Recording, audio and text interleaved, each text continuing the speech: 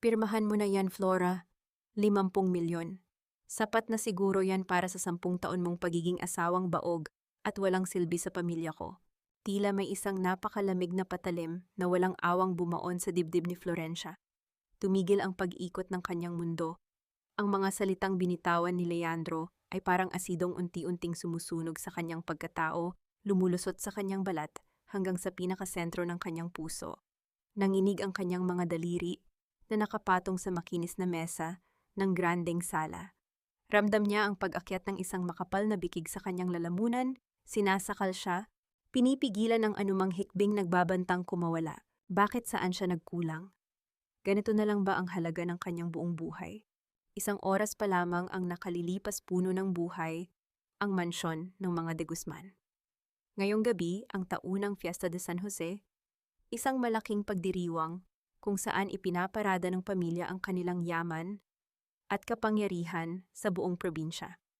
Habang ang lahat ng mga bisita ay nakasuot ng nagagandahang barong at mahahabang gown, si Flora ay nanatili sa mainit na kusina, balot ng amoy ng bawang at pampalasa, tinitiyak na walang kulang sa hapagkainan ng kanyang asawa.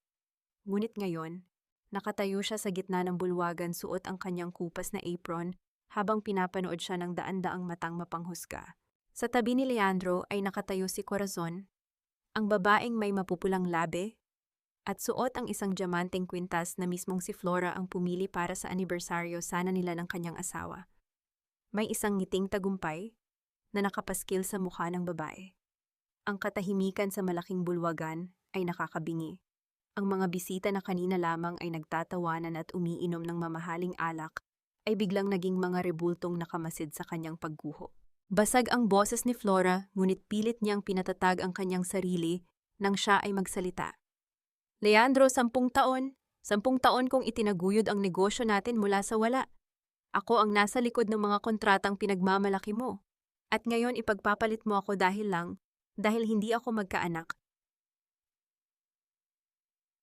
Isang malamig at mapangutyang tawa ang umalingaw-ngaw mula sa itaas ng hagdanan. Bumaba si Doña Brigida, ang ina ni Leandro, suot ang kanyang paboritong perlas at may hawak na abaniko. Ang bawat hakbang nito ay tila naghuhudyat ng mas matinding parusa para kay Flora. Huwag ka nang gumawa ng eskandalo, Florencia. Ang sabi ng matanda, ang tono ay puno ng huwad na pag-unawa na mas nakakasakit pa kaysa sa sampal. Tanggapin mo na lang ang katotohanan. Maging mapasalamat ka na lang na inalagaan ka namin ng mahabang panahon. Kung hindi dahil sa utang na loob ng tatay mo sa asawa ko noon, hindi ka makakatuntong sa mansyong ito. Isang malaking grasya na ang 50 milyon para sa isang babaeng hanggang kusina lang ang talento. Masyadong mataas ang pangarap mo para maging reyna ng mga de Guzman. Tila may mabigat na bato na dumagan sa balikat ni Flora. Utang na loob. Ang sumpang salita na nagtali sa kanya sa pamilyang ito mula pa nang mamatay ang kanyang ama. Dahil sa utang na loob na iyon, kinain niya ang lahat ng pang-iinsulto pikit matang ginawa ang mga trabahong dapat ay para sa asawa niya at tinanggap ang bawat panlalait ng kanyang biyenan. Tiningnan niya ang tseke. 50 milyon. Inaakala nilang nabili na nila ang kanyang kaluluwa. Inaakala nilang siya ang nawalan. Hindi nila alam na ang mga kamay na nanginginig ngayon ay ang mismong mga kamay na humahawak sa pinakapundasyon ng buong kumpanya nila. Unti-unting iginalaw ni Flora ang kanyang paningin. Tiningnan niya ang kanyang sariling mga kamay. Nakita niya ang kanyang singsing sa kasal mantsado at gasgas na dahil sa walang tigil na pagtatrabaho. Wala na ang kislap nito tulad ng pag-ibig na inakala niyang totoo. Kinuha niya ang gintong pluma na nakapatong sa ibabaw ng mga papeles. Walang luha na pumatak mula sa kanyang mga mata. Isang bagay na tila ikinagulat ni Leandro. Ang tunog ng dulo ng pluma na dumidiin sa papel ay tila naging isang malakas na sigaw ng paglaya sa loob ng kanyang isipan. Pinirmahan niya ang annulment paper. Binitawan niya ang pluma at tinitigan si Leandro ng diretso isang tingin na walang halong pagmamakaawa kundi isang malamig na pagtanggap. Magmano ka sa akin bilang pasasalamat bago ka umalis, Florencia Baka. Utos ni Doña Brigida. Ang boses nito ay nag-uutos inaasahang muling luluhod ang asong napadpad sa kanilang bakuran. Ipakita mo sa mga bisita natin na may natutunan ka namang magandang asal sa ilalim ng bubong ko. Narinig ni Flora ang mga bulungan ng mga bisita. Hinihintay nila ang kanyang huling pagkapahiya. Humakbang siya palapit kay Doña Brigida. Ang bawat paghakbang niya ay tila pag-apak sa mga basag na bubog ng kanyang nakaraan. Nang makalapit siya, dahan-dahan niyang inabot ang kulubot na kamay ng matanda. Yumuko siya at inilapat ang likod ng kamay nito sa kanyang noo. Ang tradisyon ng paggalang ay ginamit bilang sandata upang durugin ang kanyang dignidad. Ngunit nang iangat ni Flora ang kanyang ulo, wala na ang maamong manugang na kilala nila. Ang kanyang mga mata ay nagliliyab sa isang kalmadong puot. Tiningnan niya si Doña Brigida, pagkatapos ay binaling ang kanyang tingin kay Leandro at sa nakangiting si Corazon. Lahat ng utang na loob ng pamilya ko, nabayaran ko na ng buo ngayong gabi. Mahinahon ngunit mariing wika ni Flora, ang boses ay sapat ang lakas upang marinig ng lahat ng naroroon. Mula sa araw na ito, wala na tayong utang sa isa't isa. Sana'y masulit ninyo ang 50 milyong iyan. Tinalikuran niya ang mga ito nang walang lingon-likod. Kasabay ng kanyang paghakbang palabas ng malaking pinto, umaling-awngaw sa buong kalangitan ang sunod-sunod na pagsabog ng mga makukulay na paputok para sa pista.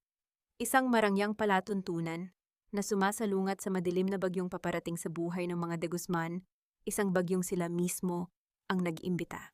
Walang matatawag na tahanan ang isang pusong pinatapon sa gitna ng lansangan, lalo na kung ang mismong mga taong inasahan mong magtatanggol sa iyo ang siyang nagtulak sa iyo sa bangin. Bit-bit ang isang lumang maleta na tila ba hininga na lamang ang laman sa gaan. Lumakad si Flora palayo sa naglalakihang gate ng mansyon. Sa bawat hakbang niya sa semento, nararamdaman niya ang bigat ng mga tingin na nakatusok sa kanyang likuran. Hindi ito ang mga tingin ng pagkaawa, kundi mga tinging puno ng panghuhusga na para bang siya ay isang basurang tinapon matapos pakinabangan. Sa tabi ng gate nakatayo si Imelda, ang pinsan ni Leandro na madalas niyang ituring na kapatid. Hawak nito ang isang maliit na notebook, tinitiyak na walang anumang gamit na pag-aari ng mga de Guzman ang nailabas ni Flora. Isang mapait na ngiti ang sumilay sa mga labi ni Imelda nang magtama ang kanilang mga paningin. Ate Flora, siguraduhin mo lang na wala kang itinagong alahas sa loob ng maleta mo, ha? You know naman si Tita Brigida, ayaw niya nang may nawawala kahit isang butil ng perlas. Ang sabi ni Imelda sa tonong tila nagbibiro, ngunit may talim ng panunuya. Mahirap na baka mapagkamalan ka pang magnanakaw sa huling pagkakataon. Hindi sumagot si Flora. Pinagpatuloy niya ang paglalakad hanggang sa makarating siya sa bukana ng kanilang barangay. Doon tila naghihintay ang isang pangkat ng mga kababaihan na pinamumunuan ni Aling Purita. Ang kanilang mga bulong ay sapat na lakas upang marinig ng sinumang dumadaan, tila isang laso na dahan-dahang kumakalat sa hangin. Tingnan ninyo, ayan na ang dakilang martir na naging mukhang pera, malakas na sabi ni Aling Purita, habang nagpapaypay ng kanyang abaniko sa tapat ng tindahan. Akala mo kung sinong santita, yun pala ay pumirma agad sa diborsyo dahil sa 50 milyon. Talaga namang ang mga mahihirap basta nakakita ng maraming pera nakakalimutan na ang dangal. Kaya pala hindi magkaanak, baka pinarusahan ng langit dahil sa katakawan sa yaman. Dagdag pa ng isa sa mga kasama nito na sinundan ng isang mahaba at nakakaabusong tawanan. Yumuko si Flora, hinigpitan ng kapit sa hawakan ng kanyang maleta. Ang bawat salita ay parang latay ng latigo sa kanyang likuran. Nais niyang sumigaw, nais niyang sabihin sa kanila na siya ang bumuhay sa kumpanyang nagbibigay ng trabaho sa karamihan ng mga tao rito. Nais niyang isumbat na ang perang tinutukoy nila ay wala pang kalahati ng halaga ng kanyang mga luha at pawis na ibinuhos sa loob ng 10 taon, pero nanatili siyang tahimik. Sa mundong ito, ang boses ng isang babaeng iniwan ay laging nalulunod sa ingay ng tsismis. Narating niya ang isang maliit at madilim na paupahan sa dulo ng kalsada, malayo sa karangyaan ng mansyon. Ang pinto ay gawa sa lumang kahoy na may mga anay at ang amoy ng kanal sa labas ay humahalo sa amoy ng tuyong niluluto sa kabilang kwarto. Ito na ang kanyang bagong mundo. Nang maisara niya ang pinto, tila doon lamang bumigay ang kanyang mga tuhod. Napaupo siya sa sahig na semento, ang lamig nito ay gumagapang sa kanyang buong katawan. Doon sa gitna ng 4 na dingding, na tila dahan-dahang sumasakal sa kanya sa wakas, ay pumatak ang unang luha na kanina pa niya pinipigilan. Naalala niya ang kanyang ama, naalala niya ang pangako niya rito. Bago ito mamatay, natatanawin niyang malaking utang na loob ang pagpapaaral sa kanya ng mga de Guzman. Ngunit ama, sapat na ba ang 10 taon ng pagkaalipin para mabayaran ang isang lumang pabor. Sapat na ba ang pagdurog sa aking puso para sa dangal na ipinamumukha nila? Inilabas niya ang kanyang lumang cellphone mula sa bulsa. Binuksan niya ang isang tagong folder ng mga mensahe. Walang nakakaalam, ngunit sa loob ng 2 taon, habang tinitiis niya ang lahat ng pambabastos ni Leandro, dahan-dahan niyang inililipat ang mga mahahalagang digital access at mga contact ng mga supplier sa isang pribadong server na tanging siya lamang ang may alam. Hinawakan niya ang isang maliit na flash drive na nakatago sa ilalim ng lining ng kanyang bag. Ito ang kanyang alas. Ito ang kanyang buhay. Isang mensahe ang biglang lumitaw sa screen ng kanyang phone mula sa isang hindi kilalang numero. Nakaalis ka na ba, handa na ang lahat para sa susunod nating hakbang? Pero mag-ingat ka, Flora. Hindi lang si Leandro ang kalaban mo ngayon. Napakunot ang noo ni Flora. Sino ang taong ito at bakit tila alam nito ang bawat galaw niya sa loob ng mansyon? Isang mahinang tunog ng pagkatok ang narinig niya sa kanyang pinto. Hindi ito ang malakas na katok ng isang naniningil ng upa, kundi isang marahan at tila nag-aalangan na katok. Dahan-dahan siyang tumayo, pinahid ang kanyang mga luha at lumapit sa pinto. Nang buksan niya ito, isang misteryosong figura na nakabalot sa itim na jacket ang nakatayo sa dilim. Ang mukha ay natatakpan ng sombrero. Sino ka? Mahinang tanong ni Flora habang bumibilis ang tibok ng kanyang puso. Ang estranghero ay dahan-dahang tumingala at sa ilalim ng madilim na ilaw ng poste, nakita ni Flora ang isang pamilyar na pares ng mga mata. Mga matang puno ng parehong galit at sakit na nararamdaman niya. Ako ang anino ng nakaraang pilit na ibinaon ng mga de Guzman. Ang sagot ng boses ng isang babae. At nandito ako para ibigay sa iyo ang koronang nararapat sa iyo kung handa ka nang sunugin ang lahat ng nagpahirap sa atin. Itapon mo ang lahat ng basurang ito, Leandro. Amoy kahirapan ang bawat sulok ng kwartong ito dahil sa dati mong asawa. Ang boses ni Corazon ay matalas at puno ng paguyam habang itinuturo niya ang mga kortinang maingat na tinahi ni Flora para sa kanilang silid. Para kay Leandro, ang mga salitang ito ay tila isang utos na dapat sundin upang burahin ang anumang bakas ng nakaraan. Ngunit sa ilalim ng kanyang pagkatao, may isang maliit na bahagi ng kanyang puso. Ang nakaramdam ng kurot, isang panandaliang pag-alala sa lambot ng kamay ni Flora tuwing inaayos nito ang kanyang mga gamit. Gayunpaman, mabilis itong natabunan ng bango ng mamahaling pabango ni Corazon na ngayon ay bumabalot na sa buong silid. Sa loob ng mansyon ng mga de Guzman, ang kapayapaan ay pinalitan ng isang mapagpanggap na karangyaan. Si Corazon ay naglalakad sa mga pasilyo, na tila siya na ang bagong reyna. Ang kanyang mga takong ay lumilikha ng matitigas na tunog sa sahig, na dati ay binabagtas ni Flora nang walang ingay upang hindi makaabala sa pahinga ng kanyang asawa. Sa malaking hapagkainan, nagniningning ang mga mata ni Doña Brigida habang pinapanood si Corazon. Inilabas ng dalaga ang isang pekeng dokumento ng isang bank account sa ibang bansa na nagpapakita ng mga numerong sapat na upang mabili ang katapatan ng matanda. Tunay ngang ikaw ang nararapat para sa aking anak, Corazon. Wika ni Doña Brigida habang humihigop ng kanyang tsaa. Hindi tulad ng babaeng iyon na walang dinala sa amin, kundi ang kanyang kawalan ng kakayahan. Sa wakas, ang isang de Guzman ay magkakaroon na ng asawang kapantay ng aming antas. Ngumiti ng matamis si Corazon, ngunit sa ilalim ng mesa, mahigpit niyang hinahawakan ang kanyang mamahaling bag. Sa loob nito ay ang isang sulat mula sa isang lending agency, isang paalala na ang kanyang oras ay nauubos na at kailangan na niyang makuha ang kontrol sa yaman ng mga de Guzman bago pa malaman ng lahat ang kanyang sikreto. Samantala sa opisina ng kumpanya, nakaharap si Leandro sa isang malaking problema. Isang mahalagang kontrata mula sa mga Hapones na investor ang kailangang pirmahan, ngunit hindi niya mahanap ang tamang mga kalkulasyon na tanging si Flora lamang ang nakakaalam kung paano gawin. Nasaan na ba ang folder na yon? Bulalas ni Leandro sa kanyang sekretarya. Lahat ng files dito ay tila hindi kumpleto. Bakit parang walang maayos na system dito? Ang kanyang sekretarya na matagal nang nagtatrabaho sa ilalim ni Flora ay tumingin sa kanya nang may halong takot at pagtataka. Sir, si Ma'am Flora po ang gumagawa ng lahat ng final projections. Siya po ang nag-aayos ng boycan para sa mga banyagang investor. Wala po kaming access sa kanyang mga pribadong computation. Isang biglang katahimikan ang namayani. Sa unang pagkakataon, naramdaman ni Leandro ang isang malamig na hangin ng kawalan. Ang kumpanyang inakala niyang siya ang nagpapatakbo ay tila may isang malaking butas na iniwan ang kanyang dating asawa. Ngunit ang kanyang pride ay mas matigas pa sa bato. Hindi niya aaminin na kailangan niya ang babaeng kinalimutan na niya. Pag-uwi niya sa bahay, nadatnan niya si Corazon na nagpapagawa ng bagong walk-in closet sa kwarto na dati ay opisina ni Flora.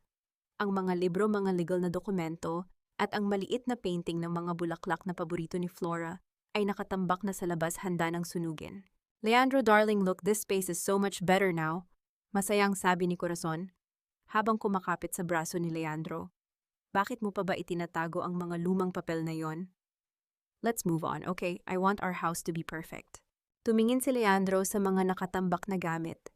Nakita niya ang isang maliit na notebook ni Flora. Binuksan niya ito at nakita ang mga sulat kamay nito tungkol sa kanyang paboritong pagkain, ang mga gamot na dapat niyang inumin, at ang mga paalala para sa kanyang mga meeting. "Iitapon niyo na lahat yan," malamig na utos ni Leandro, bagamat may bahagyang panginginig sa kanyang boses. Nang gabi ring iyon, habang mahimbing na natutulog si Leandro, dahan-dahang bumangon si Corazon at lumabas sa balkonahe. Ang kanyang mukha na kanina ay punong-puno ng tamis ay napalitan ng isang madilim na anyo ng pagkabalisa. Binuksan niya ang kanyang cellphone at mabilis na nag-dial ng isang numero. "Hello, sinabi ko na sa inyo bibigyan ko kayo ng pera." Pabulong na sigaw ni Corazon sa kabilang linya. "Kailangan ko lang ng kaunting panahon. Hawak ko na ang lalaking ito. Malapit ko nang makuha ang pirma ni Doña Brigida sa joint account." Isang boses mula sa kabilang linya ang sumagot sapat na malakas upang marinig ang pananakot. "Wala na kaming pakialam sa mga palusot mo, Corazon. Kung hindi ka makakapagbayad sa loob ng 1 linggo, malalaman ng buong pamilya de Guzman kung saan ka talaga nanggaling. At sisiguraduhin naming maging ang bangkay mo ay walang matutuluyan." Nabitawan ni Corazon ang kanyang phone sa sahig ng balkonahe. Ang tunog ng pagbagsak nito ay tila naging isang malakas na hudyat ng kanyang nalalapit na pagkagunaw. Hindi niya napansin na sa anino ng pintuan nakatayo si Imelda, ang pinsan ni Leandro, na nanonood at nakikinig sa bawat salitang binitawan niya. "Ate Flora, hindi ko talaga masikmura ang ginawa nila sa iyo. Parang pinipiga ang puso ko sa tuwing naaalala ko ang gabi ng fiesta." Ang mga salitang ito ni Imelda ay tila isang mainit na kumot na bumalot sa nanginginig na puso ni Flora. Sa loob ng maliit at maalinsangang kwarto na ngayon, ay tinatawag niyang tahanan, ang presensya ng kanyang pinsan ay nagdala ng isang kislap ng pag-asa. Inisip ni Flora na sa kabila ng lahat ng kalupitan ng mga de Guzman, may isa pa ring natirang kakampi sa kanya. Dinalhan siya ni Imelda ng isang supot ng mainit na siopaw at ilang piraso ng prutas. Habang nakaupo sila sa gilid ng maliit na papag, tinitigan ni Flora ang kanyang pinsan. Nakita niya ang tila malungkot na mga mata nito, ang parehong mga mata na kasama niyang nangarap noong sila ay mga bata pa lamang sa probinsya. "Salamat, Imelda. Akala ko talaga ay kinalimutan na ako ng lahat," mahinang wika ni Flora, habang dahan-dahang hinahati ang siopaw upang ibahagi sa kanyang pinsan. "Pasensya ka na sa kalagayan ko ngayon. Ganito lang ang kaya kong ibigay sa iyo." Kinuha ni Imelda ang kalahati ng tinapay at pilit nang ngumiti. "Huwag mong sabihin yan, ate, magkadugo tayo. Kahit anong mangyari, hinding-hindi kita tatalikuran." Galit na galit ako kay Kuya Leandro at kay Tita Brigida. Wala silang puso. Dahil sa labis na pangungulila at pangangailangan ng matatakbuhan, dahan-dahang bumukas ang pintuan ng pagtitiwala ni Flora. Habang kumakain sila, na ibahagi ni Flora ang tungkol sa kanyang mga plano. Hindi niya napansin ang bahagyang panginginig ng mga daliri ni Imelda habang nakikinig ito. "May mga dokumento ako, Imelda." Pag-amin ni Flora sa mahinang boses, tila natatakot na pati ang mga dingding ay nakikinig. "Hindi nila alam, pero hawak ko ang mga pruweba ng lahat ng transaksyon ni Leandro. Iyon ang magiging alas ko para mabawi ang lahat ng kinuha nila sa akin." Tumigil sa pagnguya si Imelda, ang kanyang paningin ay matalas na nakatitig sa lumang bag ni Flora na nakapatong sa ibabaw ng maliit na mesa. "Talaga, ate, sigurado ka bang ligtas yan dito? Baka pasukin ka ng mga tauhan ni Tita Brigida. Nakasave ang lahat sa isang hard drive at may mga kopya rin ako dito sa folder na ito," sabi ni Flora habang kinukuha ang isang makapal na asul na folder mula sa ilalim ng kanyang higaan upang ipakita ang mga legal na dokumento. Nang tumunog ang lumang radyo ng kapitbahay, tumayo si Flora upang kumuha ng tubig sa labas ng kwarto. Ito ang sandaling hinihintay ni Imelda. Sa bilis ng isang ahas, kinuha ni Imelda ang kanyang cellphone at mabilis na kinuhanan ng litrato ang bawat pahina ng dokumento sa loob ng asul na folder. Ang bawat mahinang tunog ng pagbuklat ng papel ay tila naging isang malakas na pintig ng kaba sa kanyang dibdib, ngunit ang takot ay agad na palitan ng kasabikan para sa gantimpala. Nang bumalik si Flora na may hawak na baso ng tubig maayos, nang nakabalik si Imelda sa kanyang upuan, ang mukha ay inosente at tila walang ginawang masama. "Kailangan ko na palang umalis, ate," sabi ni Imelda habang nagmamadaling ayusin ang kanyang gamit. "Baka hanapin ako sa mansyon. Alam mo naman si tita, gusto niya ay laging may naguulat sa kanya tungkol sa mga gawain sa bahay." Niyakap ni Flora ang kanyang pinsan ng mahigpit. "Maraming salamat sa pagbisita, Imelda. Malaking bagay ito para sa akin." "Walang anuman, ate Flora. Mag-ingat ka lagi." Ang huling salita ni Imelda bago ito lumabas. Ngunit nang makalayo na si Imelda sa paupahan, ang mapagmahal na mukha ay biglang naglaho. Isang malamig at mapanghamak na anyo ang pumalit dito. Binuksan niya ang kanyang cellphone at tiningnan ang mga malilinaw na litrato ng mga dokumento ni Flora. Agad siyang nag-dial ng isang numero habang naglalakad patungo sa kanyang sasakyan. "Hello, Tita Brigida, hawak ko na ang lahat.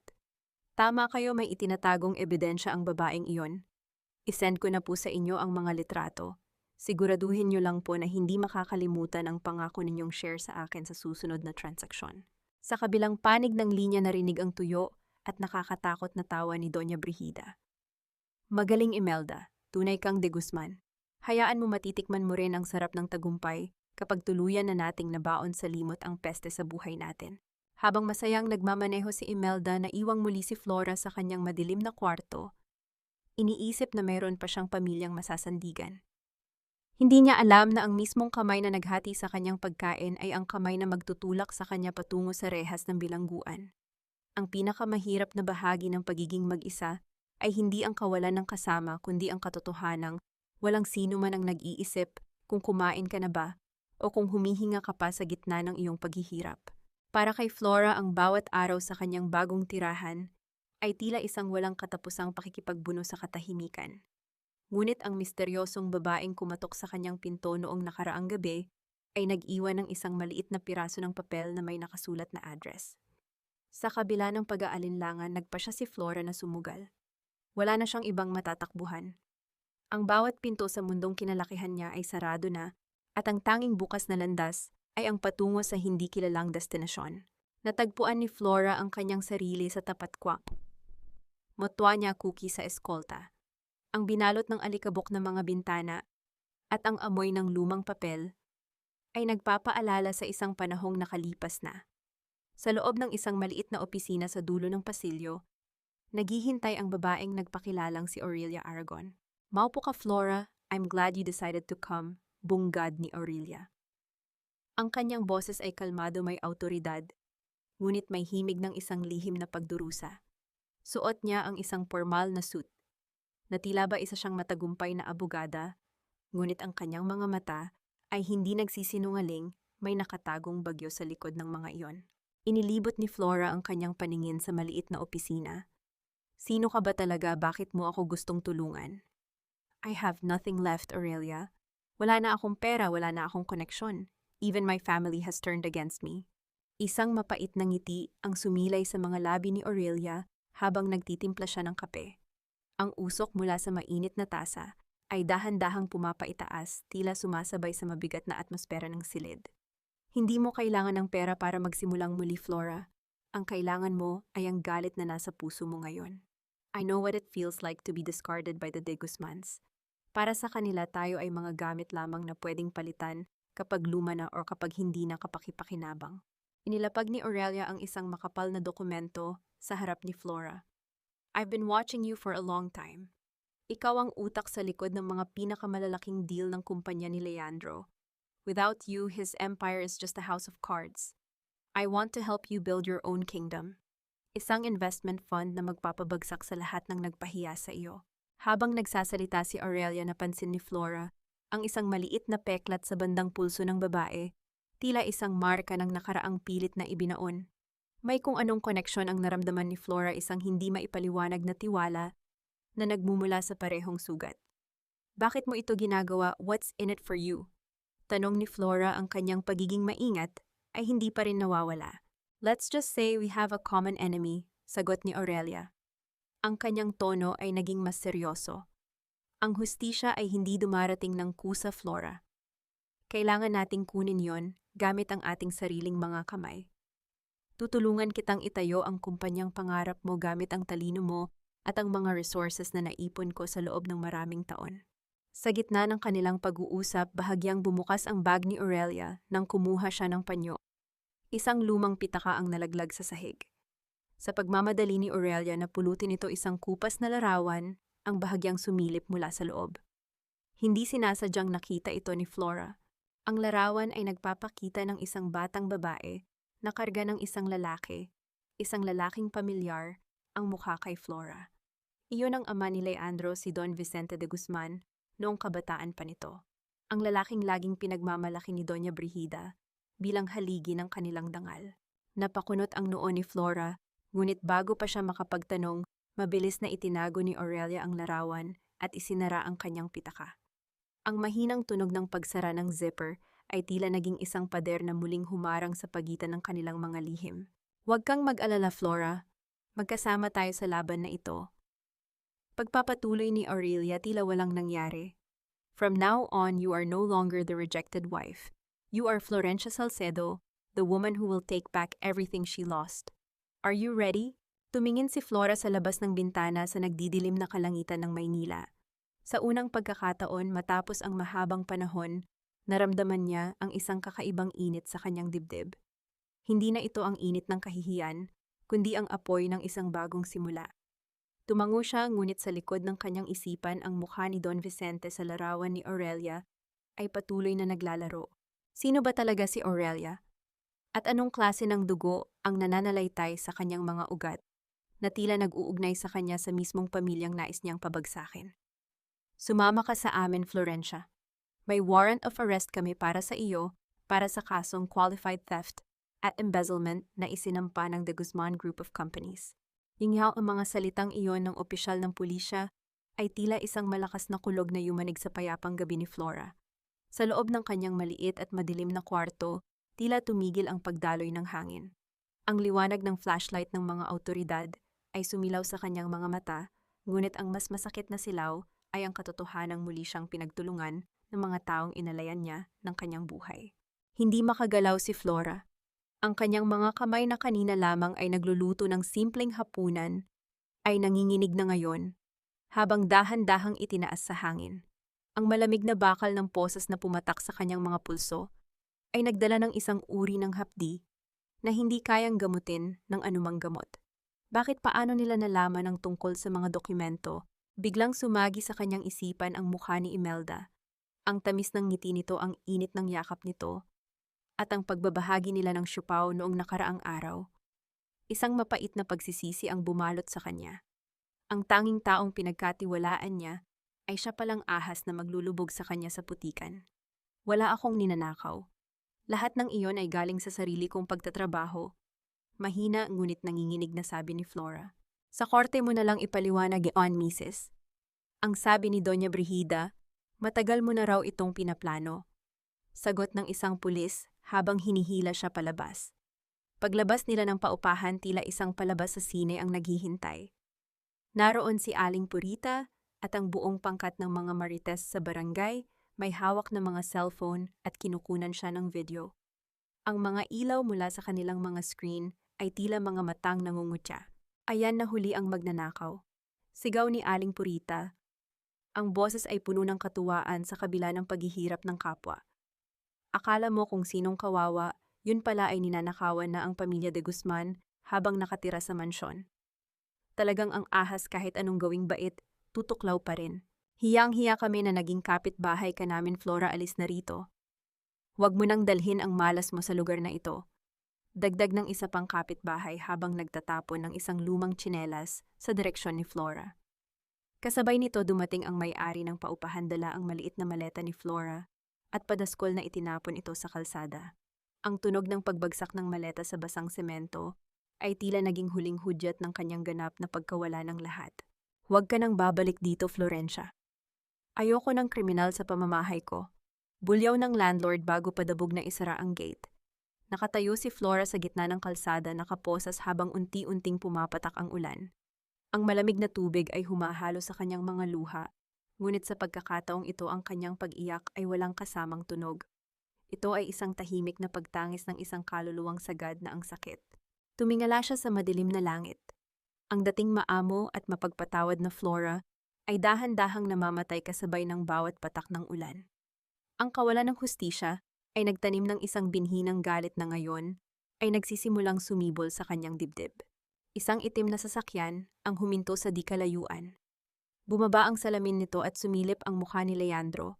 Hindi ito nakatingin sa kanya ng may awa kundi ng may matinding pandidiri habang si Corazon ay nakasandal sa kanyang balikat, may hawak na baso ng alak at nakangiti ng mapang-uyam. I warned you, Flora. You are nothing without the de Guzman name, malamig na sabi ni Leandro bago muling itaas ang salamin ng sasakyan. Habang isinasakay si Flora sa loob ng patrol car, isang pangako ang binuo niya sa kanyang isipan. Isang pangakong mas matigas pa sa bakal ng posas na suot niya. Hindi na siya luluha para sa mga taong ito. Mula sa gabing ito, ang bawat patak ng ulan ay magsisilbing paalala na sa kanyang pagbabalik, titiyakin niyang ang bawat isa sa kanila ay luluhod sa harap ng katotohanang pilit nilang ibinaon. Ngunit sa gitna ng kanyang pagkapit sa galit isang malaking katanungan ang pumasok sa kanyang isip. Sino ang magliligtas sa kanya mula sa madilim na selda kung ang lahat ng kanyang pera at ari-arian ay naitali na ng kapangyarihan ni Doña Brigida? Dito ka muna, Flora. Sa bahay na ito walang makakaabot sa iyo. Walang de Guzman na makakatapak sa pintuan ko. Ang boses ni Aurelia ay parang isang mahinahong himig sa gitna ng nagngangalit na bagyo sa isipan ni Flora. Matapos ang 3 araw sa loob ng malamig at madilim na selda, ang bawat himaymay ng pagkatao ni Flora ay tila pagod na pagod na. Si Aurelia ang nagpiyansa sa kanya, ang tanging kamay na humila sa kanya mula sa kumunoy ng kawalan ng pag-asa, nang ang lahat maging ang kanyang sariling mga kamag-anak ay tinalikuran na siya. Nakalubog ang katawan ni Flora sa malambot na sofa sa loob kwangoy niya ni Aurelia. Ang amoy quenentum na may halong bango ng sariwang lavender ay dahan-dahang nagpapakalma sa kanyang nanginginig na kalamnan. Ngunit sa likod ng kanyang mga mata, naroon pa rin ang imahe ng rehas, ang amoy ng luma at maruming semento, at ang tunog ng paglock ng pinto ng kulungan na tila habambuhay na nagkulong sa kanyang dangal. Dahan-dahang lumapit si Aurelia, dala ang isang mangkok ng mainit na sopas. Ang bawat hakbang nito sa makinis na sahig ay walang ingay, tila ba ayaw nitong gambalain ang marupok na katahimikan na bumabalot kay Flora. Kumain ka muna, kailangan mong magpalakas, mahinahong sabi ni Aurelia. Inilapag niya ang pagkain sa maliit na mesa at naupo sa tabi ni Flora. Kinuha niya ang isang suklay at dahan-dahang sinuklay ang buhol-buhol na buhok ni Flora. Ang bawat hagod ng suklay ay tila isang paghaplos sa sugatang kaluluwa ni Flora. Sa loob ng 10 taon, ang tanging nararamdaman niya mula sa pamilya ng kanyang asawa ay ang bigat ng tungkulin at ang sakit ng pang-aapi. Ngayon lamang siya muling nakaramdam ng pagkalinga na hindi humihingi ng kapalit. Ang simpleng pagkilos na ito ni Aurelia ay nagpabagsak sa huling pader ng katatagan ni Flora. Bakit, Aurelia? Bakit mo ito ginagawa para sa akin? Pabulong na tanong ni Flora habang ang mga luha ay muling nagsisimulang pumatak. Ngunit sa pagkakataong ito ay hindi na dahil sa sakit, kundi dahil sa labis na pasasalamat. Tumigil si Aurelia sa pagsuklay at tumitig sa kawalan. Ang kanyang mukha ay naging seryoso at ang kanyang mga mata ay tila naglalakbay sa isang madilim na nakaraan. Dahil nakikita ko ang sarili ko sa iyo, Flora. Noong itapon ako ni Vicente de Guzman, ang ama ni Leandro, na iwan akong mag-isa sa kalsada buntis at walang kahit na anong maasahan. Ang peklat na ito sa pulso ko, hindi ito galing sa aksidente. Galing ito sa gabi kung kailan inakala kong wala na akong silbi sa mundong ito. Napasinghap si Flora. Ang baoto ng katotohanan ay dahan-dahang nabubuo. Ang hinala niya noong nakaraang pagkikita ay totoo, si Aurelia ay may malalim at madugong koneksyon sa mga de Guzman. Anak ka ba niya? Tanong ni Flora. Ako ang lihim na pilit nilang ibinaon sa limot. Sagot ni Aurelia, ang boses ay puno ng pait. Kaya huwag kang susuko, Flora. Hindi nila tayo pwedeng tuluyang durugin. At may sasabihin ako sa'yo, nakuha na ni Doña Brigida ang folder na ibinigay ni Imelda. Tuwang-tuwa sila ngayon dahil akala nila ay hawak na nila ang leeg mo. Isang kakaibang ngiti ang sumilay sa mga labi ni Flora sa gitna ng kanyang pag-iyak. Isang ngiting may halong talino at tapang. Pinahid niya ang kanyang mga luha at tumingin ng diretso kay Aurelia. Alam ko, Aurelia, alam kong tatraydo rin ako ni Imelda. Nakita ko ang paraan ng pagtingin niya sa mga dokumento ko noon pa man sa pag-amin ni Flora. Nangunot ang noo ni Aurelia. Ibig mong sabihin, ang folder na nakuha nila, ang hard drive na ninakaw ni Imelda, lahat ng iyon ay banhap lamang. Naglalaman iyon ng mga maling kalkulasyon at mga sadyang binagong numero na magdadala sa kanila sa mas malaking gulo kung gagamitin nila itong ebidensya laban sa akin. Paliwanag ni Flora, ang boses ay unti-unting nagiging matatag. Ang tunay na susi, ang mga tunay na kontrata at ang digital access sa lahat ng account ni Leandro ay narito pa rin sa akin. Kinuha ni Flora ang isang maliit na medalyon na suot niya sa leeg. Binuksan niya ito at inilabas ang isang micro SD card na nakatago sa loob. Ang maliit na piraso ng teknolohiya ay kumikinang sa ilalim ng ilaw ng lampara, tila isang bituin sa gitna ng kadiliman. Hahayaan ko silang magsaya sa ngayon. Hahayaan ko silang isipin na panalo na sila, pagpapatuloy ni Flora. Pero sa oras na buksan nila ang ebidensya na iyon sa harap ng korte, sila mismo ang magsasampa ng kaso laban sa sarili nila. Hindi lang ako ang biktima rito, Aurelia. Ipaglalaban ko rin ang katarungan para sa'yo. Sa gabing iyon, sa loob ng ligtas na tahanan ni Aurelia, ang dalawang babaeng sinaktan ng iisang pamilya ay bumuo ng isang alyansang mas matibay pa sa anumang ginto. Habang naririnig ang mahinahong pagpatak ng ulan sa labas, ang apoy ng pag-asa ay muling nagliyab sa puso ni Flora. Hindi na siya ang asawang baog at walang silbi. Siya na ngayon ang arkitekto ng sarili niyang paghihiganti. Ngunit sa kabila ng kanilang plano, may isang tanong na patuloy na bumabagabag kay Flora. Paano kung ang paghihiganti ay magbunga lamang ng mas malalim na sugat? At handa ba talaga si Aurelia na makita ang pagbagsak ng kanyang sariling ama? Wala na ang pera, Leandro. Naglaho na ang lahat ng pinaghirapan natin sa loob ng isang iglap. Ang boses ni Leandro ay nanginginig habang binabasa niya ang pulang abiso mula sa bangko. Sa loob ng kanyang marangyang opisina, na dati ay puno ng halimuyak ng tagumpay, ngayon ay tila may namumuong amoy ng pagkabulok. Ang bawat numero sa papel ay parang isang matulis na palaso na bumabaon sa kanyang pagkatao. Ang kumpanya na ipinagmalaki niyang itatayo sa sarili niyang mga paa ay kasalukuyan ng lumulubog sa kumunoy ng utang. Napatingin siya kay Corazon na noon ay prenteng nakaupo sa sofa, abala sa pagpili ng kulay ng kanyang kuko. Ang kawalan ng pakialam ng babae ay tila isang malakas na sampal sa naghihingalong pride ni Leandro. "Darling, don't be so dramatic," sagot ni Corazon, nang hindi man lang tumitingin sa kanya. "Normal lang naman sa business ang may konting setbacks. Mababawi rin natin yan kapag naisara na natin yung deal sa Singapore. Why don't you just sign the additional loan papers?" Setback, 200 milyong piso ang nawala sa atin dahil sa mga ghost contracts na ipinapirma mo sa akin. Corazon. Sigaw ni Leandro, ang kanyang boses ay puno ng pagsisisi at galit. Sabi mo sigurado ang mga investor na iyon. Sabi mo mas magaling ka kaysa kay Flora sa paghawak ng pananalapi. Nang marinig ang pangalan ni Flora, biglang tumigil si Corazon sa kanyang ginagawa. Tumayo siya at lumapit kay Leandro, ang kanyang mukha ay napalitan ng isang mapagpanggap na pagkabalisa. "Leandro, are you blaming me now? Ginawa ko lang naman iyon para sa atin. Akala ko ba ay nagtitiwala ka sa akin? O baka naman hanggang ngayon, ang babaeng baog pa rin na iyon ang hinahanap-hanap mo?" Hindi nakasagot si Leandro. Napaupo siya sa kanyang upuan at napahawak sa kanyang ulo. Sa bawat minutong lumilipas ang anino ni Flora ay tila lalong lumalaki sa silid na iyon. Naalala niya kung paano maingat na sinusuri ni Flora ang bawat dokumento bago niya ito pirmahan. Naalala niya kung paano nakakatulog ang kanyang asawa sa ibabaw ng mga table at charts para lamang matiyak na walang butas ang kanilang mga transaksyon. Bakit niya hinayaang mawala ang babaeng iyon? Bakit siya naniwala sa matatamis na salita ng isang babaeng walang alam kundi gumasta? Samantala sa loob ng mansyon si Doña Brigida ay may sarili ring kinakaharap na bagyo. Habang naghahanap siya ng kanyang paboritong kwintas na perlas, Para sa isang charity event, napansin niyang bakante ang kanyang lalagyan ng alahas. Sa takot at kaba agad niyang ipinatawag ang kanyang mga katulong, ngunit isa sa mga ito ang bumulong sa kanya ng isang impormasyon na nagpatingkad sa kanyang pamumutla. Madam, nakita ko po si Ma'am Corazon na lumabas kahapon dala ang isang maliit na kahon. Nakita ko rin po ang sasakyan niya na huminto sa tapat ng isang sanglaan sa labas ng lungsod ulat ng katulong sa mahinang boses. Tila tumigil ang pagtibok ng puso ni Doña Brigida. Ang dangal ng pamilya de Guzman ay nakasabit na lamang sa isang manipis na sinulid.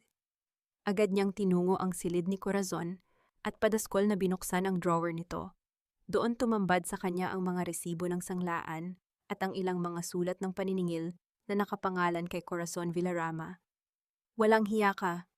Pabulong na wika ng matanda ang kanyang mga kamay ay nanginginig sa matinding galit. Ginamit mo lang kami. Nang gabi ring iyon ang katahimikan sa mansyon, ay muling nabasag ng isang matinding pagtatalo. Nagharap-harap sina Leandro, Doña Brigida at Corazon sa gitna ng bulwagan. Ang maskara ng pagiging perpektong kasintahan ni Corazon ay tuluyan ng natuklap. Ibalik mo ang mga alahas ko, Corazon, magnanakaw ka, sigaw ni Doña Brigida habang sinusubukan niyang hablutin ang bag ng dalaga. Alahas? Anong mga alahas? Ibinenta ko na ang mga iyon para pambayad sa mga utang ni Leandro. Bulyaw ni Corazon. Wala na ang mahinhin na boses. Huwag niyo akong pagmalakihan, Doña Brigida. Kayo rin ang may gusto nito. Di ba gusto niyo ng maganda at mayamang manugang kahit na peke ang lahat?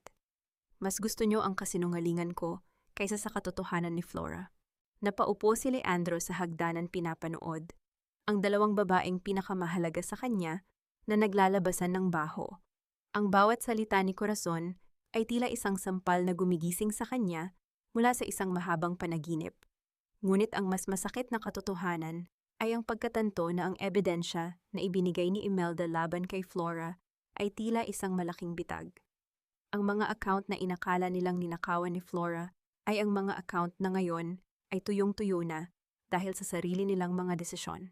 Tumingin si Leandro sa madilim na pasilyo patungo sa dating silid ni Flora.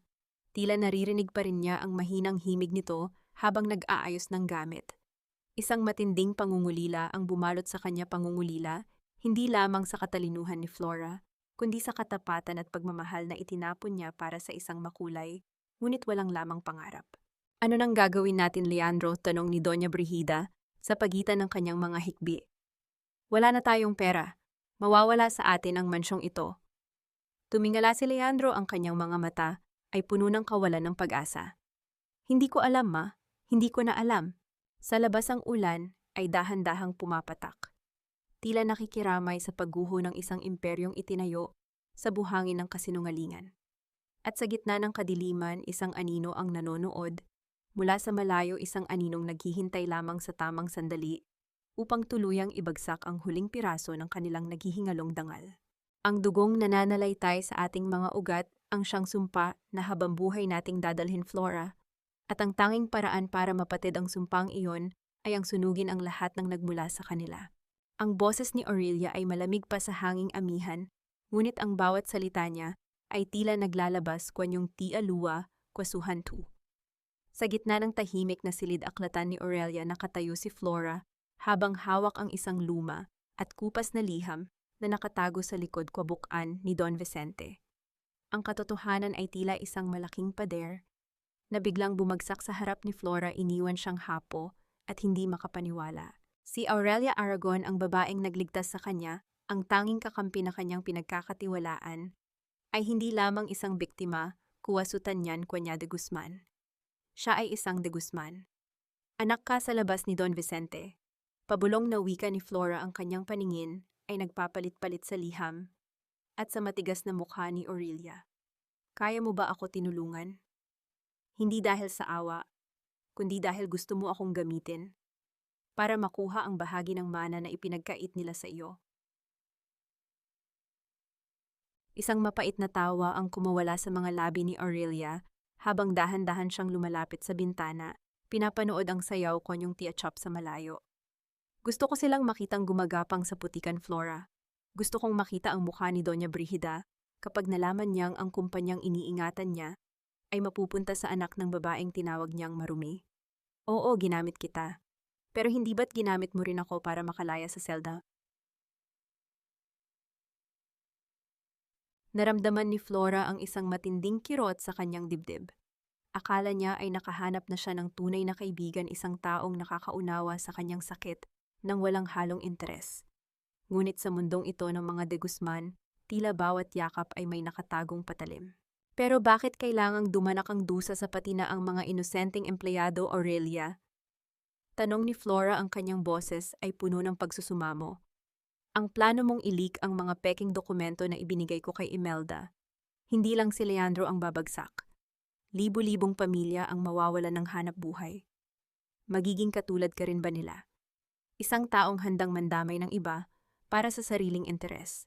Humarap si Aurelia, ang kanyang mga mata ay naglalaban sa pagitan ko sugalit at ang isang lihim na pag-aalinlangan. Iyon ang kailangan, Flora. Ang paghihiganti ay hindi kailanman naging malinis. Lumapit si Flora at hinawakan ang mga kamay ni Aurelia. Ramdam niya ang panginginig ng mga daliri ng babae, isang panginginig na hindi nanggagaling sa takot, kundi sa isang matandang sugat na hindi kailanman naghilom. Aurelia, tingnan mo ako, mahinahong sabi ni Flora. Huy diet ho, kung kinchong tahanfok. Ang tunay na tagumpay ay ang patunayan sa kanila na kaya nating tumayo at maging mas mabuting tao kaysa sa kanila.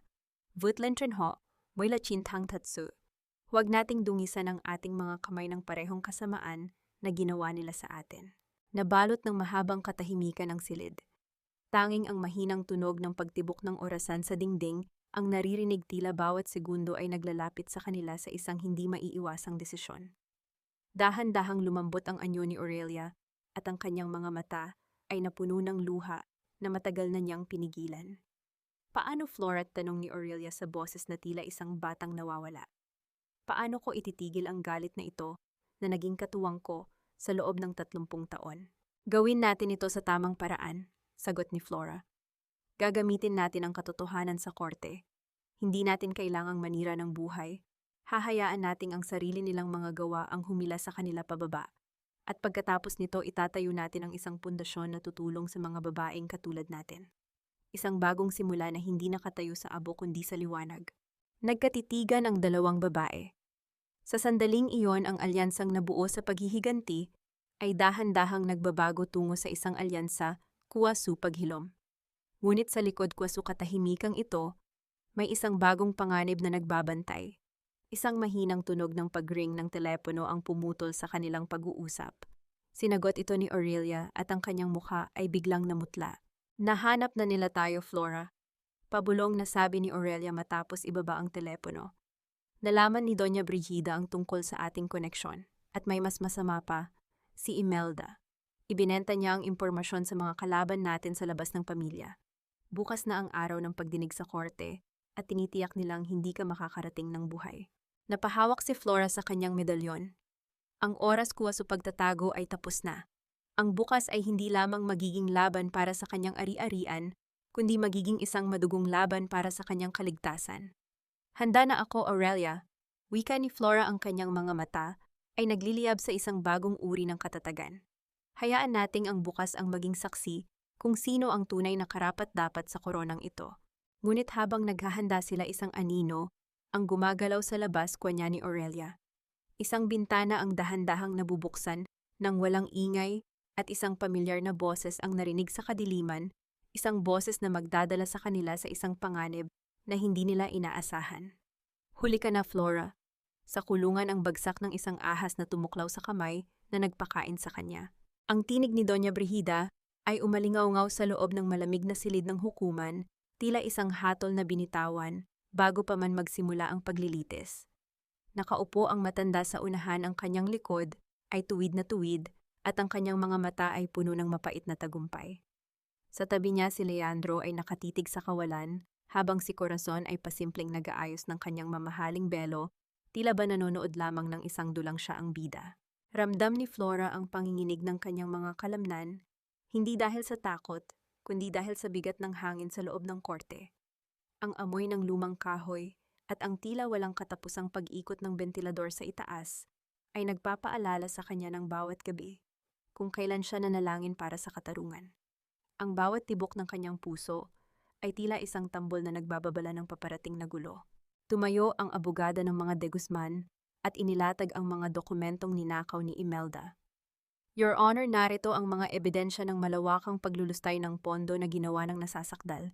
Ginamit niya ang kanyang posisyon bilang asawa upang nakawin ang pinaghirapan ng pamilya de Guzman.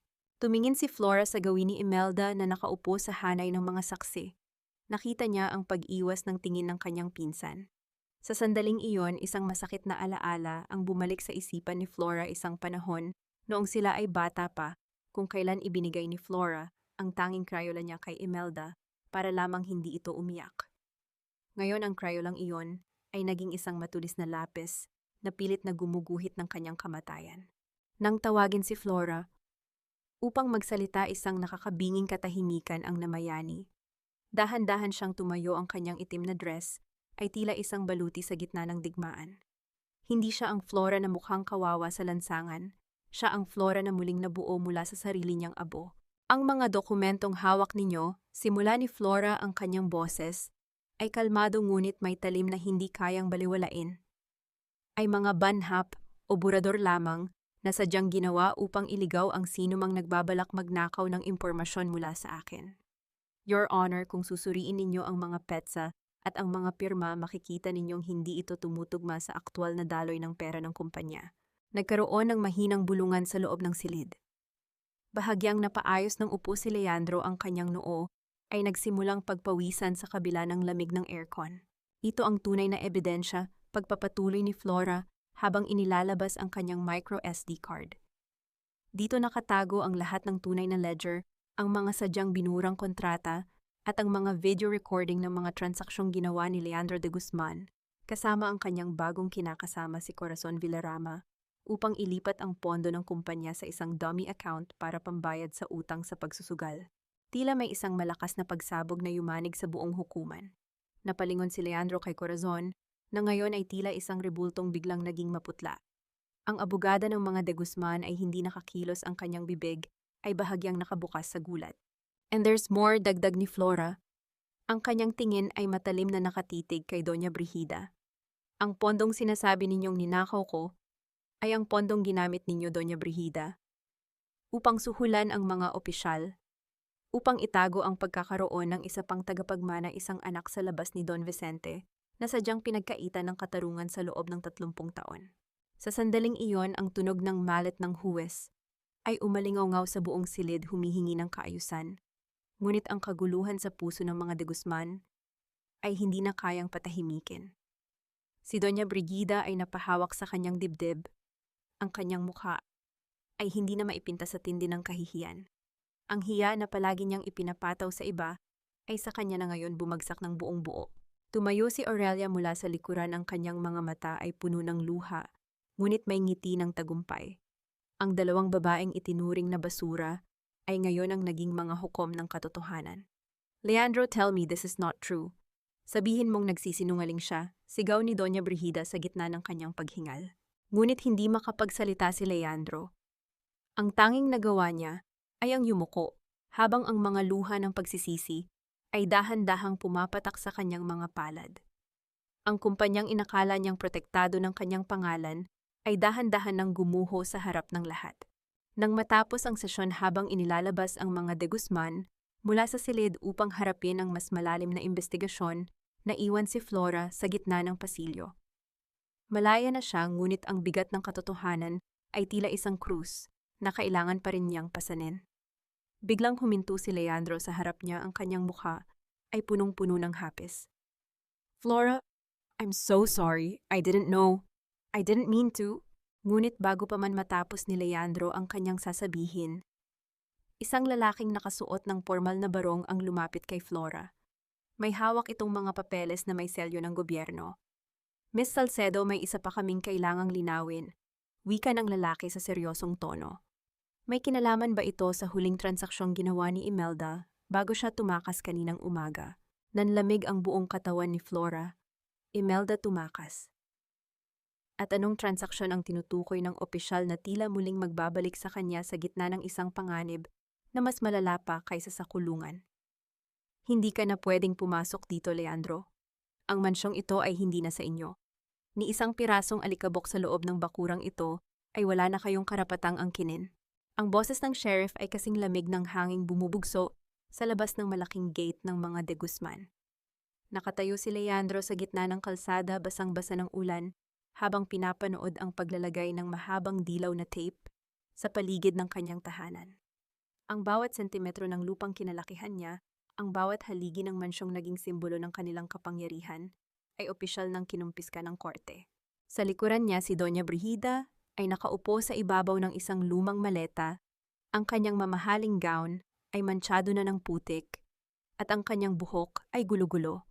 Ang dating reyna ng San Jose ay mukhang isang matandang nawawala sa sarili paulit-ulit na hinahawakan ang kanyang leeg kung saan dati ay nakasabit ang kanyang mga perlas. Wala na ang kanyang dangal. Ang bawat dumadaang sasakyan, ang bawat taong nakatingin sa kanila mula sa malayo, ay tila isang matalim na kutsilyo na humihiwa sa kanyang natitirang hiya. Wi-Fi ka, at nasaan si Corazon Leandro, tawagan mo siya. Hindi niya tayo pwedeng iwan ng ganito. Pagmamakaawa ng matanda sa boses na tila isang naghihingalong bulong. Isang mapait na tawa ang kumawala sa mga labi ni Leandro. Wala na si Corazon Maria. Kasalukuyan na siyang isinasakay sa presinto para sa kasong estafa at money laundering.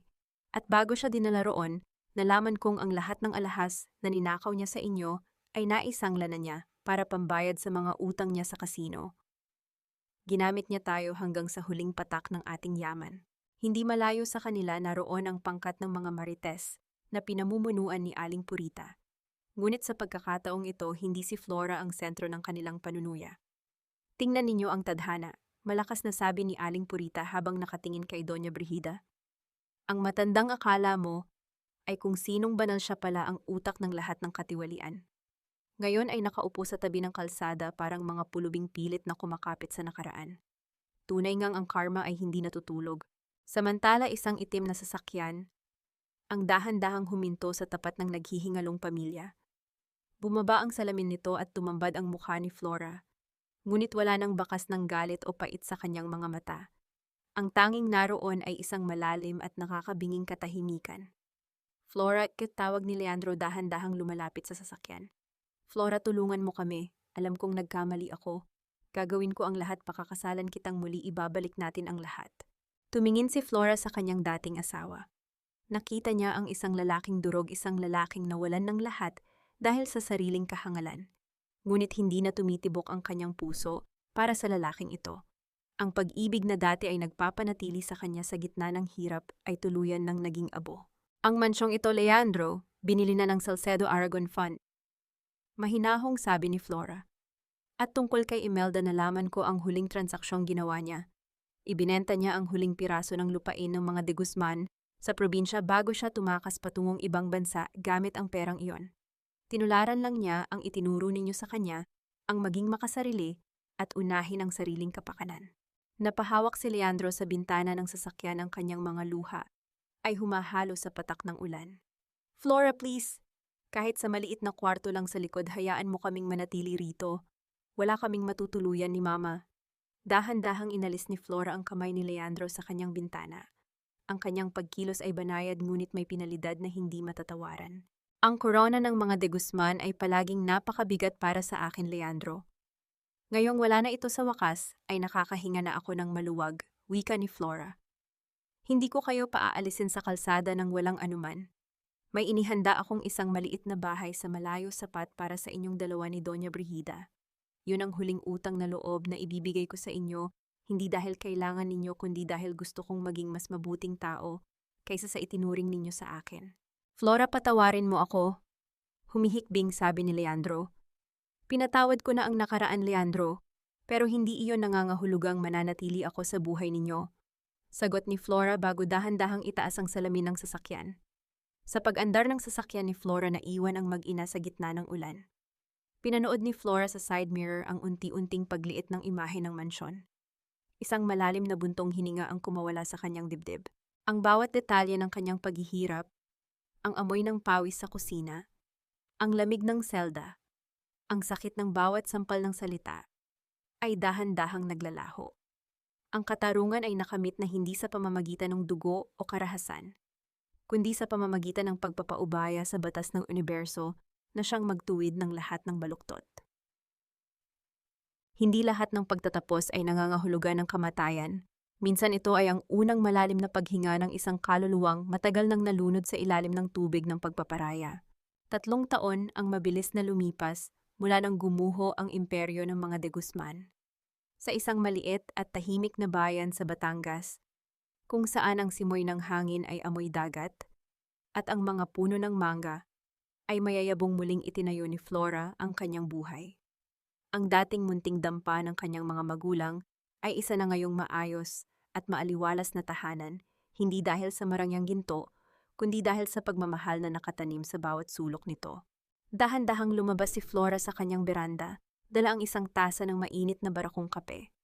Ang sikat ng umaga ay dahan-dahang humahaplos sa kanyang mukha, na ngayon ay wala ng bakas ng pagod o takot. Ang kanyang buhok ay hinahayaan niyang tangayin ng hangin malaya at walang anumang tali. Sa bawat paghigop niya ng kape, ninanamnam niya ang katahimikang matagal niyang ipinagkait sa kanyang sarili. Nakaayos na ang mga papeles para sa ating susunod na Scholar Flora. 50 kababaihan muli ang mabibigyan natin ng pagkakataong mag-aral ng pagnenegosyo ngayong taon. Ang boses ni Aurelia ay nagmula sa loob ng bahay. Lumabas ang babae na may hawak na tablet, suot ang isang simpleng puting linen na damit. Ang Salcedo Aragon Fund ay naging isa sa pinakamatagumpay na pundasyon sa bansa na naglalayong bigyang lakas ang mga babaeng nakaranas ng pang-aapi sa loob ng tahanan. Ang alyansang nabuo sa gitna ng galit ay naging isang matibay na pagkakaibigan na nakatayo sa pundasyon ng paghilom. Salamat, Aurelia. Minsan hindi ako makapaniwala na narito na tayo, mahinahong sagot ni Flora. Tumingin siya sa malawak na hardin kung saan ang mga rosas at orkidya ay masayang namumukadkad. Nararapat lang sa iyo ang lahat ng ito, Flora. Dahil pinili mong maging mas mabuting tao, mas pinili ka rin ng tadhana na bigyan ng kapayapaan, wika ni Aurelia habang tumatabi sa kanya. Nabalita sa kanila noong nakaraang buwan na si Doña Brigida ay pumanaw na sa loob ng isang maliit na nursing home, malayo sa karangyaang dati nitong sinasamba. Si Leandro naman ay nananatiling naninirahan sa maliit na bahay na ibinigay ni Flora sa probinsya, nabubuhay sa pagsasaka at sa huling piraso ng kanyang hiram na dangal. Paminsan-minsan ay nagpapadala ito ng liham ng pagsisisi, ngunit hindi na ito binubuksan ni Flora. Para sa kanya, ang nakaraan ay isa ng aklat na tapos na niyang basahin at hindi na kailanman muling bubuksan. Isang matunog na yabag ng mga sapatos sa semento ang narinig mula sa labas ng gate. Isang lalaking nakasuot ng simpleng polo shirt at may dalang mga blueprint ang dahan-dahang pumasok. Siya si Gabriel, ang arkitektong tumulong kay Flora na ayusin ang kanilang komunidad para sa mga biktima ng pang-api. Magandang umaga, Flora. Handa ka na bang tingnan ang plano para sa itatayo nating daycare center?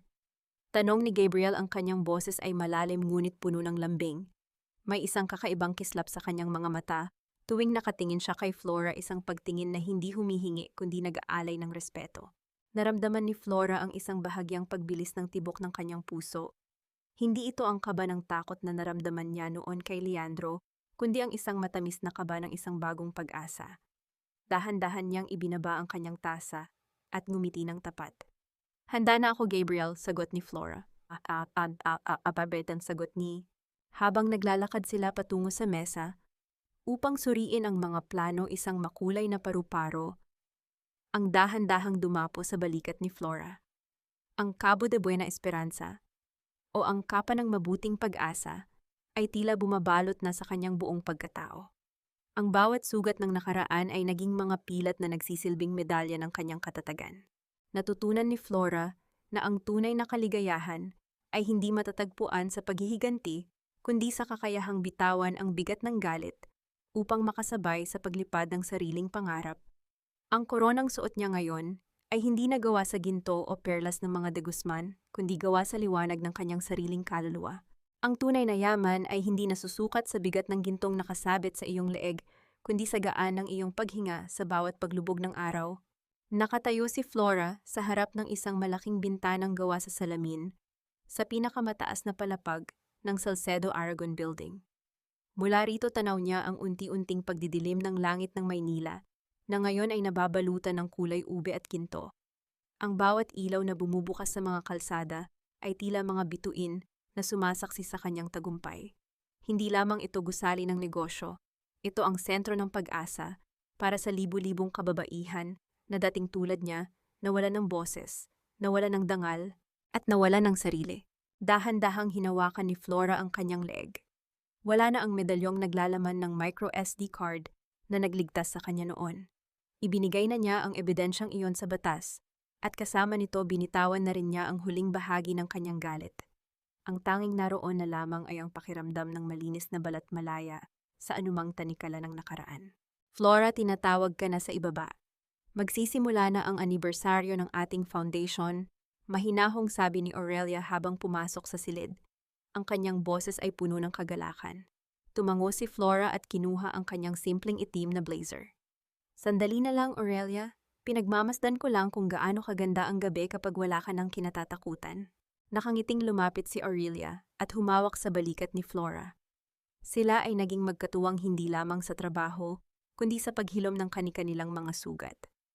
Sa loob ng 3 taon, natutunan nilang ang pamilya ay hindi lamang tungkol sa dugo, kundi tungkol sa mga taong handang manatili sa tabi mo kapag ang lahat ay tinalikuran ka na. Sa ibaba sinalubong si Flora ng masigabong palakpakan. Naroon ang mga babaeng tinulungan ng kanilang pundasyon, mga inang muling nakapag-aral, mga asawang nakalaya sa karahasan, at mga batang muling nakangiti. Nakita rin ni Flora si Gabriel sa di kalayuan na may hawak na isang pumpon ng sariwang puting rosas.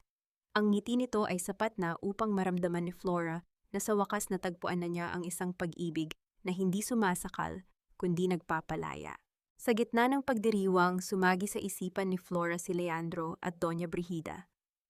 Pinatawad na niya ang mga ito, hindi dahil karapat-dapat silang patawarin, kundi dahil karapat-dapat si Flora sa kapayapaan. Ang pagpapatawad ay hindi ang paglimot sa sakit, kundi ang pagtanggal sa kapangyarihan ng sakit na diktahan ang iyong kinabukasan. Alam niyang nabubuhay si Leandro sa katahimikan ng probinsya, malayo sa ingay ng San Jose, at sapat na iyon. Hindi na niya kailangang makita ang kanilang pagdurusa upang makaramdam ng tagumpay. Kinuha ni Flora ang mikropono at tumingin sa harap ng napakaraming tao. Ang kanyang boses ay matatag dumaan man sa napakaraming bagyo. Ang bawat isa sa atin ay dumaan sa apoy, panimula ni Flora. Inakala nating ang abo na lamang ang matitira sa atin. Ngunit natutunan ko na sa gitna ng abong iyon, may isang korona na naghihintay. Isang koronang hindi galing sa pangalan ng ibang tao, kundi mula sa sarili nating katatagan. Huwag kayong matakot magsimulang muli, dahil ang bawat pagbagsak ay isang pagkakataon upang bumangon ng mas matayog at mas maliwanag. Habang natatapos ang kanyang talumpati, muling umalingaw-ngaw ang palakpakan, ngunit sa pagkakataong ito, narinig ni Flora ang isang mahinang himig ng kapayapaan sa kanyang puso. Ang koronang suot niya ngayon ay hindi nakikita ng mata, ngunit nararamdaman ng bawat kaluluwang nakakasalamuha niya. Ang kwento ni Florencia Salcedo ay hindi lamang kwento ng isang asawang iniwan. Ito ay kwento ng isang babaeng muling nahanap ang kanyang sarili sa gitna ng pagkawasak. Ang gabi ay naging maliwanag, at sa wakas ang bawat bituin sa langit ay tila sumasayaw para sa kanyang bagong simula.